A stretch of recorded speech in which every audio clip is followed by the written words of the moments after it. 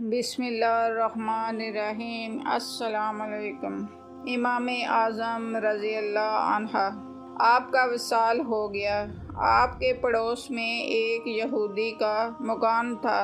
دوسری رات یہودی کے لڑکے نے اپنے والد سے پوچھا، ابا جان، ہمارے ساتھ والے مکان میں رات کو ایک درخت نظر آیا کرتا تھا جو آج مجھے نظر نہیں آتا۔ باپ نے کہا، بیٹا، وہ درخت نہیں تھا، مسلمانوں کے امام ابو حنیفہ تھے جو تمام رات کھڑے ہو کر عبادت کیا کرتے تھے۔ آج ان کا وصال ہو گیا ہے۔ حضرت بشر حافی علیہ رحمۃ اللہ، آپ راتوں کو اتنا طویل قیام فرماتے تھے کہ تھک کر گر جاتے، پاؤں پر ورم آ جاتا اور پھٹ کر خون بہنا شروع ہو جاتا، مگر آپ نہایت اطمینان سے عبادت الہی میں مصروف رہتے۔ آپ کی توبہ کا واقعہ بھی بڑا عجیب ہے۔ آپ توبہ کرنے سے پہلے شراب نکالنے کا کاروبار کرتے تھے۔ مختلف شہروں میں ان کے کئی کارخانے چلتے تھے جہاں کثرت سے شراب کشید کی جاتی تھی۔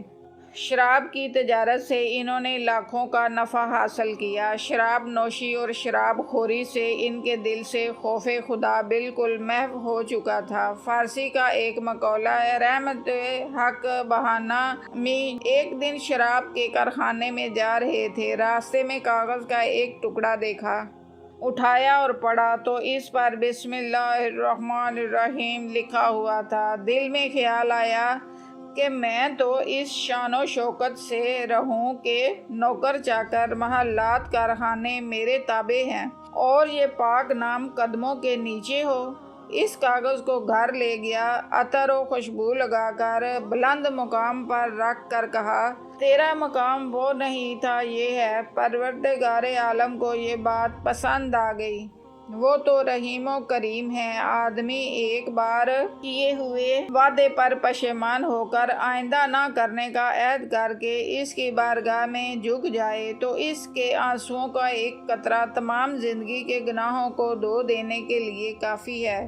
بشر نے اللہ تعالیٰ کے نام پاک کو بلند مقام پر رکھا۔ پروردگار عالم نے فرمایا، بشر نے میرے نام کو احترام کیا ہے، اب ہم اسے شراب نہیں پینے دیں گے۔ بشر شراب خانے گیا اور جوتا اتار کر ابھی بیٹھا ہی تھا کہ کسی نے دروازے پر دستک دی۔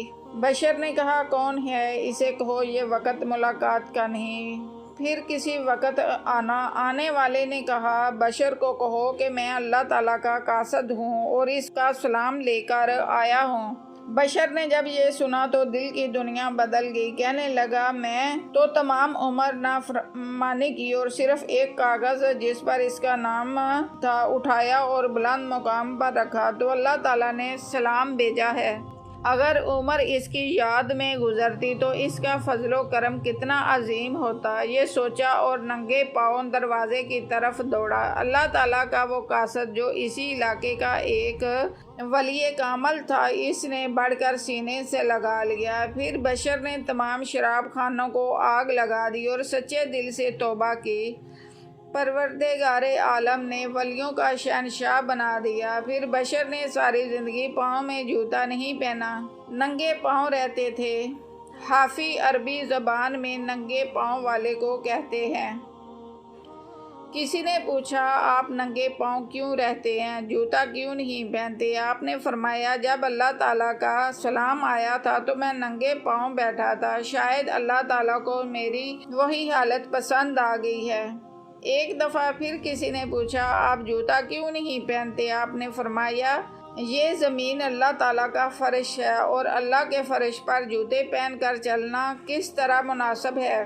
پروردگار عالم نے بھی اس علاقے کے جانوروں کو حکم دیا کہ راستہ میں پیشاب نہ کریں، کہیں میرے بشر کا پاؤں پلیت نہ ہو جائے۔ جزاک اللہ۔